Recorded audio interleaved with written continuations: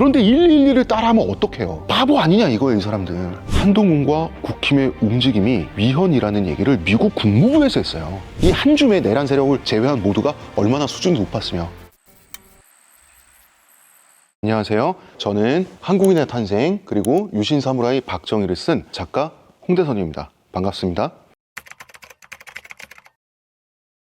우리나라에 있어서는 안 될 내란 사태가 터졌습니다. 윤석열에 의한 내란 겸 친위 쿠데타가 발생했을 때 이때 윤석열이 워낙 기습적으로 계엄 선포와 군을 동원했기 때문에 국회 앞에 모인 시민도 수천 명에 불과했어요. 그렇지만 불과 수천 명으로 야당 의원들의 계엄 해제 가결을 성공적으로 지원했죠. 아무도 다친 사람이 없어요. 이미 한국인들은 너무 전문가가 된 거예요. 정말 순식간에 계엄을 해제시켜버렸죠. 이제 한국은 불과 수천 명의 시민이 계엄을 해제시킬 수 있는 나라가 된 겁니다. 50 정권 이후 한국인은 87년 6월 항쟁에 성공을 하고요. 2016년에 촛불 집회에서도 성공을 했어요. 그런데 지금 이 윤석열 내란 세력은 아무리 봐도 전두환 12.12 군사 반란과 5.17 비상계엄 확대를 레퍼런스로 삼았어요. 왜냐하면 계엄사 포고문이 5.17 비상계엄 확대 포고문이랑 똑같아요. 판박이에요. 게다가 1공수, 3공수 동원한 거, 거기다가 9사단 출동명령 내린 거, 이것도 1.12 군사 반란과 같죠. 그런데 본인들이 따라한 전두환 이후에 한국인은 부당한 권력을 권좌에서 끌어내리는 경험을 이미 2번이나 더 했어요. 그렇기 때문에 불과 수천 명의 시대로 현직 대통령의 비상계엄을 무력화시킬 수 있었는데, 아니 세상에 레퍼런스로 삼는다고 그게 그림처럼 될 거라고 어떻게 생각했는지 저는 이해를 할 수가 없습니다. 60헌법은 여러 가지 맥락이 있지만 그 중에 한 맥락은 다시는 쿠데타가 일어나지 않게 하기 위한 거예요. 반란 세력이 발생했을 때 결국 성공하기까지의 덫을 상당히 촘촘하게 놓는 걸로 설계된 헌법이 60헌법이에요. 윤석열도 여기에 걸린 거거든요. 60헌법이 없을 때 전두환은 성공했잖아요. 그런데 그걸 따라하면 걸리죠. 다시는 12.12 군사반란과 같은 사태가 일어나지 않도록 하기 위해서 만들어진 게 60헌법이에요. 그런데 111을 따라하면 어떡해요? 바보 아니냐 이거예요, 이 사람들. 법과 제도의 힘은 강력합니다. 한국인은 원래부터도 3.1운동과 그 전에 동학농민운동, 이러한 선행학습을 한 채로 나라를 되찾은 후에 대통령을 여럿 해먹으면서 진화했습니다. 군인이 시민을 향해 무력을 행사할 수 없다는 사실이 이미 군인들에게도 다 함양이 돼 있어요. 나는 대한민국 군인으로서 대한민국 시민을 감히 해칠 수 없어. 이게 모든 사람에게, 군인에게도 상식이 되면 군대는 시민 앞에서 아무것도 할 수 없어요. 몸으로 막으면 어떡할 거예요? 깔아뭉개고 지날 수 있어요? 천안문처럼? 그럴 수 없는 거예요. 그래서 사상자가 나오기는커녕 찰과상 입은 사람도 없잖아요. 이빨 하나 빠진 사람이 없어요. 옛날 같았으면 자기가 쿠데타군이라는 사실을 아는 순간 오히려 쿠데타에 성공하기 위해서 최선을 다해서 시민들을 두들겨 팹니다. 왜냐하면 그렇지 않으면 자기가 반란군이 되고 죽는다는 사실을 알기 때문이에요. 이제는 대한민국 시민이라면 모두가 다 하나라는 사실을 군인들도 공유하고 있어요. 그래서 그 707 특임대에 찍힌 영상 다들 보셨을 텐데, 707 특임대는요, 세계 5위 군사력을 지닌 나라의 최상위 전력이에요. 초특급 전사들입니다. 이 사람들이 우리나라의 UDT, 그다음에 미국의 그린베레, 네이비실, 영국의 SAS, 프랑스 외인부대, 튀르키예 특수부대 등등과 함께 세계 10대 특수부대 안에 들어가는 부대예요. 707 특임대가요, 창문 깨고 건물 안으로 진입하는데 2초 걸려요. 그리고 건물 내부를 진압하는데 1분 걸리는 사람들이에요. 인간 병기들입니다. 그런데 국회 진입할 때 창문 깨는 거 보니까 세워라 내워라 깨고 있어요. 그리고 창문 깨고 들어가고 나서 안 들어간 사람 총을 건네주고, 총을 받아주고, 손을 잡아주고 한 명 이렇게 들어가고 있더라고요. 일부러 그런 거죠. 당연히 이거는 국회 본청 장악에 실패하기 위한 의도적인 태업이죠. 그러면 태업하라는 명령이 내려왔는 거, 그것도 아니에요. 다 눈치코치가 백단이에요. 군인 한 명 한 명이 뭐가 되고 안 되는 일인지 다 아는 거예요. 다 눈치 주고받으면서 상식적으로 다 쓱 보면 아는 거죠. 그리고 시민들이랑 몸싸움 할 때도 이 사람들이 총을 안 쏴도요, 시민들이랑 진심으로 몸싸움 했으면 다 전멸이에요. 거기 시민들이랑 몸싸움 할 때도 밀었다가 밀렸다가 밀었다가 밀렸다가 이러잖아요. 그러니까 알아서 미국 프로레슬링 WWE를 한 거죠. 알아서 즉석에서 짜고 친 거죠. 경찰이 그리고 국회 정문을 막았는데 명령이니까 안 따를 수는 없고 어쨌든 막았잖아요. 근데 경찰들도 뭐가 뭔지 알죠. 제가 들은 정보에 의하면 경찰이 정문은 막았는데 담장에는 일부러 경찰 병력을 헐겁게 배치했다 그래요. 일부러 시그널을 준 거죠. 그래서 야당 의원들이 다 담 타고 넘어가서 계엄 해제 가결했잖아요. 다시 말해서 군경 지휘관부터 일선 병력까지 이건 아니다라는 사실을 공유하고 행동을 했고요.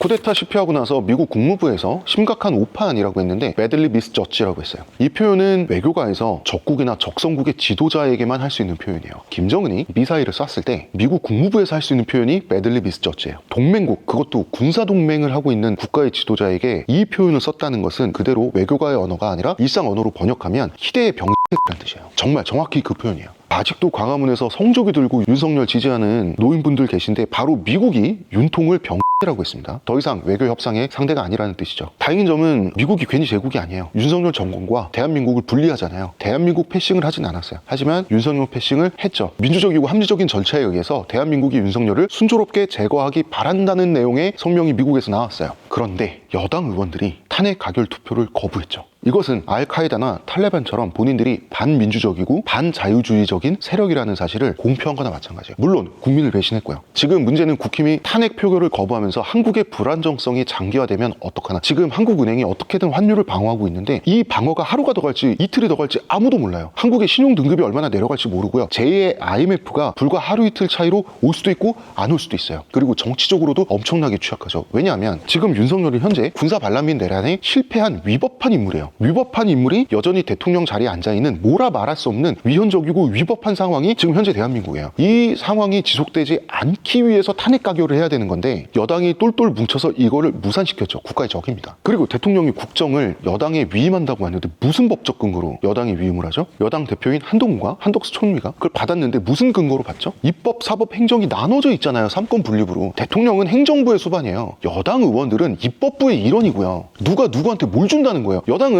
당원과 지지자들을 대변하죠. 대한민국을 대변합니까? 국민 전체를 대변하나요? 심지어 미 국무부에서 운영하는 미국의 소리 VOA가 한 이야기가 뭐냐면 무슨 근거로 대통령의 권한을 당에 위임하죠? 라고 물어봤어요. 한동훈과 국힘의 움직임이 위헌이라는 얘기를 미국 국무부에서 했어요. 결과적으로 여당은 내란에 동조하고 있습니다. 이거 법리적으로는 통진당 사태처럼 당을 해산시키는 게 맞아요. 그리고 아무런 법적 근거가 없기 때문에 국정을 당에 위임하겠습니다라는 말은 국정을 제 아들에게 위임하겠습니다라는 말과 똑같아요. 그런데 윤석열은 자식이 없잖아요. 그냥 이 말이랑 똑같은 거예요. 국정을 토리에게 위임하겠습니다. 그리고 지금 한동훈과 여당에서 하는 말이 질서 있는 조기 퇴진. 윤석열은 이미 내란 수괴예요. 또 실패한 내란을 수괴죠. 그렇기 때문에 탄핵 가결을 해서 탄핵을 통해서 퇴진시키는 게 질서 있는 퇴진이에요. 탄핵에 동참했어야 질서 있는 조기 퇴진이 됐는데 질서 있는 조기 퇴진을 위해서 탄핵을 거부했다? 그 조기라고 하는 거, 그 질서라고 하는 걸 그리고 누가 정하죠? 그 국민이 정하는 거 아닙니까? 여러분, 제가 만약에 길에서 사람을 쥐어팬 다음에 무질서한 수색과 무력에 의한 체포는 동네 주민들을 불안하게 합니다. 제가 알아서 질서 있는 자수를 할 테니 기다리라. 그 말을 누가 예쁘게 봐줍니까? 어느 도단이죠.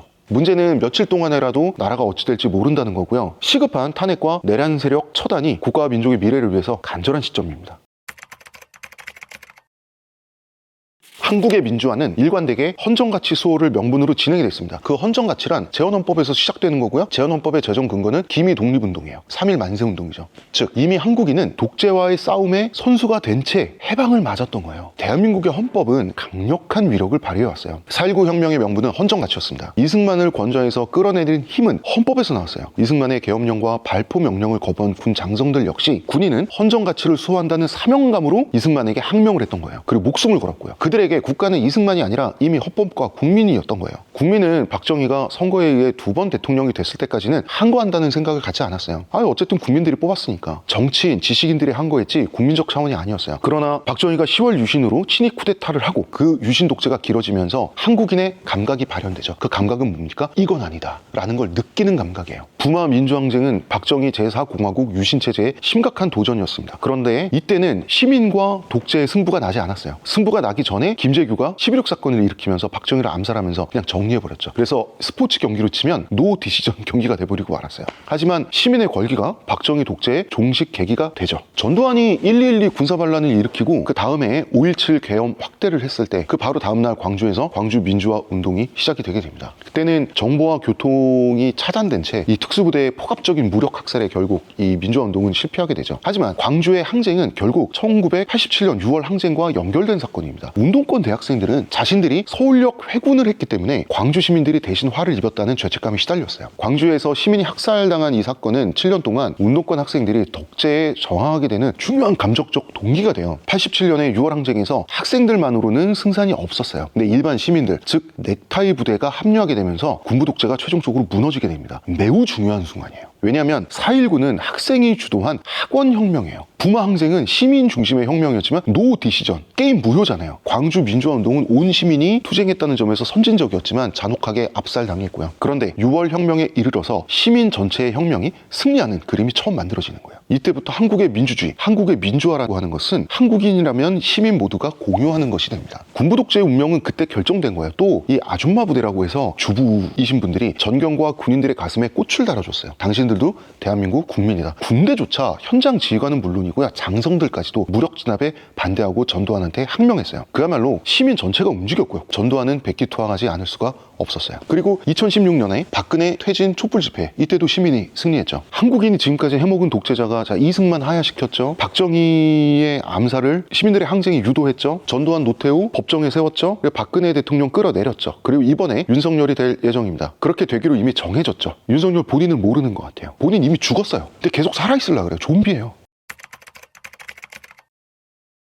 우리가 민주화에 성공한 나라죠. 그림처럼 성공한 나라입니다. 한국의 민주화가 다른 어떤 국가들보다도 빠르고 스무스한 이유를 저는 역사에서 찾을 수 있다고 생각을 해요. 조선부터 시작을 해볼까요? 조선은 민본주의 국가였어요. 민본주의는 사대부 엘리트주의예요. 사대부가 이렇게 속삭이는 겁니다. 가스라이팅 하는 거죠. 우리 좀 믿어봐. 우리는 권위를 가질 테니 우리를 좀 존경해봐. 지성과 도덕성에서 위에 있고 양심도 투철한 우리가 너네를 확실하게 잘 살게 해줄게 라고 이 가스라이팅의 속삭임을 하는 것이 바로 민본주의입니다. 그러다가 조선 말기가 되면 동학 농민운동이 일어나게 됩니다. 한 글자로 동학을 설명을 해야 된다면 그것은 접이에요. 접촉하다. 만날 접자인데 동학 신도들이 만나는 가장 작은 모임이 접이에요. 접의 지도자를 접주라고 하죠. 접은 부당한 착취를 당하는 사람들의 연대, 공감, 협동, 굉장히 수평적이죠. 동학의 핵심 사상은 인내천이에요. 이 사람이 누구나 행복을 추구하고 어느 정도 먹고 살 수 있어야 된다는 것은 그 자체로 이미 이치예요. 인간이 인간인 이유만으로 존귀하고 태어난 순간부터 도구가 아닌 목표라고 하는 거. 이것이 동학의 세계관입니다. 아름답죠? 우리 백성이라는 표현도 있고 국민이라는 표현도 있지만 인민이라는 표현도 있습니다. 인민은 인과 민을 합친 말이에요. 인이라고 하는 것은 원래 이 한자가 처음 생겨났을 때는 통치 계급만 인이에요. 인은 그 사회가 어떻게 돌아갈지를 결정하는 사람들입니다. 그래서 옛날에 삼국시대에 국인, 나라 사람들이라고 하면 그 나라의 통치 계층을 뜻하는 말이었어요. 혹은 그 나라의 조정에 속한 왕과 대소신료들을 국인이라고 했어요. 반면에 민이라고 하는 것은 통치받는 대상을 민이라고 합니다. 즉 철저하게 통치되는, 지배되는 존재가 원래는 민이었어요. 그런데 인민이란 말은 이런 겁니다. 인과 민이 하나가 돼서 우리는 투표를 해서 우리 자신이 우리의 주인이기도 하고 우리의 투표 결과 생겨난 정치체제 결과를 우리가 또 다시 역으로 통치받죠. 이것을 동학 농민들은 해냅니다. 동학 봉기를 일으켜서 관군들을 무찌른 다음에 전라도 지역을 접수하게 되죠. 그 다음에 집강소를 세웁니다. 집강소는 주민자치기구예요. 주민자치제를 그때 이미 실시한 거예요. 이때 동학 농민들, 주민들은 뭐가 됩니까? 인이자 민이 되는 거죠. 사람이라면 누구나 통치하는 동시에 통치받는다. 너무나 아름다운데 동학은 탄탄한 철학적 배경 없이 종교적 믿음으로 과정을 퉁쳤어요. 동학을 공부하다 보면 놀라게 됩니다. 그 우아하고 장대한 가르침에 놀라고요. 다시 거기에 논리적 근거가 하나도 없다는 사실에 또 놀라게 돼요. 이 동학은 이론적인 공백을 신앙과 주문으로 돌려막았어요. 카드 돌려막기 하듯이. 그래서 우금치 전투에서 동학 농민들이 기관포 앞으로 달려가면서 궁궁을을 주문을 웹니다. 그런데 기관총 총탄은 동학 신자들이 아니었어요. 그래서 아무리 주문을 외도 비껴가 주지 않았습니다. 싹 다 전사하면서 우금치 전투의 실패로 동학 농민운동은 실패를 하게 되고요. 이 아름다운 인내천 사상은 일단 막을 내리게 됩니다.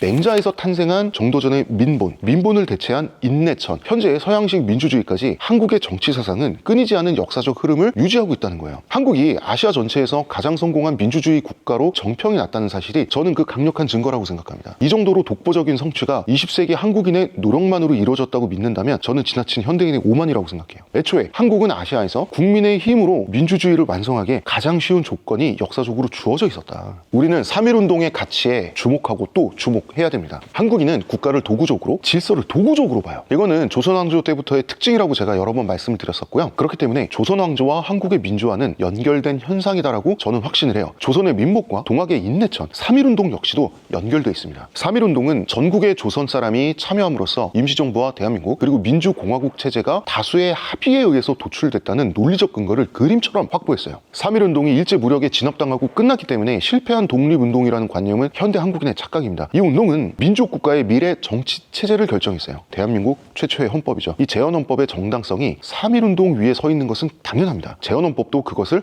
밝히고 있고요. 자, 우리는 동학이 실패한 후에 3.1 만세운동을 통해서 미국식 민주주의를 도입하기로 결정했어요. 해방 후에 민주공화국이 되는 일은 이미 정해져 있었던 일이었던 거예요. 우리의 민주화가 빨랐고 또한 성공했던 이유는 이미 목표와 길이 정해져 있었던 측면이 매우 강합니다. 북한과 다른 점을 우리는 주목을 해봐야 돼요. 법과 제도의 힘은 우리 생각보다 정말로 강력합니다. 북한과 비교를 하면 우리는 헌법 자체가 다르죠. 북한은 법과 제도상 인민이 권력을 뒤집을 근거가 없어요. 북한의 1948년 헌법은요, 과도기 헌법이에요. 인민민주주의 헌법이라고 부르는데, 이때는 봉건주의와 자본주의 잔재를 우리가 아직 완전히 청산하지 못하는 시기다라는 걸 인정하는 헌법이에요. 그런데 북한의 1972년 헌법을 보면 사회주의 인민낙원으로 갈 준비를 마쳤다라고 선언하는 헌법이에요. 그 선언은 헌법 10조에 조선 민주주의 인민공화국은 프롤레타리아 독재를 실시하며 계급 노선과 군중 노선을 관철한다라고 돼 있어요. 즉, 공산주의 이론 그대로 프롤레타리아 독재라고 하는 시기를 우리는 거치고 있다. 우리는 프롤레타리아 독재 국가다. 다른 말로 노동당 일당 독재라고 할 수가 있죠. 우리는 독재에 저항하는 게 합법이고 북한은 불법이에요. 북한에서 독재는 좋은 말이에요. 3.1운동은 일제의 통치에 저항하는 게 합법임을 선언하면서 성립된 거거든요. 그러므로 남북한 중에 어느 쪽이 민족적 정통성을 지니죠? 두말할 나위도 없죠. 대한민국이죠. 여담으로 1992년에 북한은 헌법을 수정을 하는데요, 프롤레타리아라는 단어를 빼버리고 김정일 후계 체계를 강화하죠. 그러니까 당에서 백두혈통이라는 집안으로 권력 주체가 바뀌어요. 일당 독재가 아니라 일집안 독재가 되는 거죠. 마르크스 레닌주의도 주체 사상으로 대체를 하고요. 그러고 나서 북한은 지금까지 시마조 사건, 고난의 행군, 3대 세습, 그리고 지금의 어마무지한 경제난과 전국민적인 아사 사태, 회생할 수 없는 실패 국가가 된 거죠. 여러분, 1910년대 초반부터, 이때는 일제강점기죠. 1920년대 중반까지 일본은 다이쇼 데모크라시라고 하는 시기였습니다. 다이쇼 데모크라시는 다이쇼 민주주의가 아니라 다이쇼 민폰주기, 다이쇼 민본주의입니다. 다이쇼 데모크라시의 민폰주기는요, 천황폐하께서 일본 국민들을 잘 봐주고 잘 좀 챙겨주시기를 부디 기원합니다라고 하는 바람에 그쳐요. 일본 사람들끼리 자체적으로 진화시킨 정치관념의 끝은 민본주의였던 거예요. 그 시대에 가서 비로소 민본주의라는 개념이 나왔는데, 그것도 조선이 출범하면서 있었던 조선의 민본주의보다도 훨씬 유치한 단계였어요. 그리고 현재 일본은 민주주의 국가지만 현재 일본의 민주주의는 승전국인 미국의 명령에 의해서 하게 된 거지 자체적으로 성취한 게 아니에요. 우리는 민폰주기가 발전의 정점인 민족에게 지배당하는 와중에 우리 스스로 민주주의를 채택했어요. 이렇게 보면 3.1운동 이후에 독립운동가들이 왜 그렇게 일본을 멸시했는지 알 수 있죠. 전 국민이 지배국, 지배민족을 문화적으로 정신적으로 무시한 특이한 케이스가 우리나라예요. 우리는 이미 미국식 민주주의 하기로 이미 다 합의봤는데 저 외놈들은 아직도 덴노 헤이카 반자의 천황폐하 만세하고 있는 거예요. 우리는 민주주의 만세, 3.1 만세운동 하고 있는데, 그러니까 3.1 만세운동이 우리의 민족적 자존감을 또 얼마나 올려줬으며, 비록 우리 식민지 백성이지만 이게 또 얼마나 근거 있는 자존감이었는지 우리는 알 수 있는 거죠. 지금 이것은 세계적인 망신이고 국격의 하락이지만 한국의 민주주의가 하룻밤 만에, 하룻밤도 안 되는 불과 몇 시간 만에 얼마나 훌륭하게 작동하는지, 우리 시민들, 우리 야당 의원들, 그리고 사실 경찰과 군 병력까지 포함해서 이 한 줌의 내란 세력을 제외한 모두가 얼마나 수준이 높았으며, 우리 시민이 얼마나 민주의식이 발달했으며, 우리의 민주주의가 얼마나 잘 작동하는지 그 몇 시간 동안 세계에 자랑스럽게 보여주기도 했어요. 그래서 우리 국민의 수준은 이미 이렇게 올라와 있는데, 다시는 이런 일이 일어나서 안 되고요. 시급한 탄핵과 내란 세력 처단이 국가와 민족의 미래를 위해서 간절한 시점입니다. 다시 한번 탄핵 표결을 거부하거나 부결시킨다면 저는 대한민국 보수정당에 대한 마음을 영원히 굳히겠습니다. 국가의 적이 되지 마시고 국민의 일원이 되어주시기를 간곡히 부탁드립니다. 그리고 대한민국 할 수 있습니다. 화이팅! 오늘 제가 준비한 내용은 여기까지입니다. 내용이 좋았다면 구독, 좋아요, 알림 설정 부탁드리고요. 저는 지금까지 한국인의 탄생과 유신 사무라이 박정희를 쓴 작가 홍대선이었습니다. 감사합니다.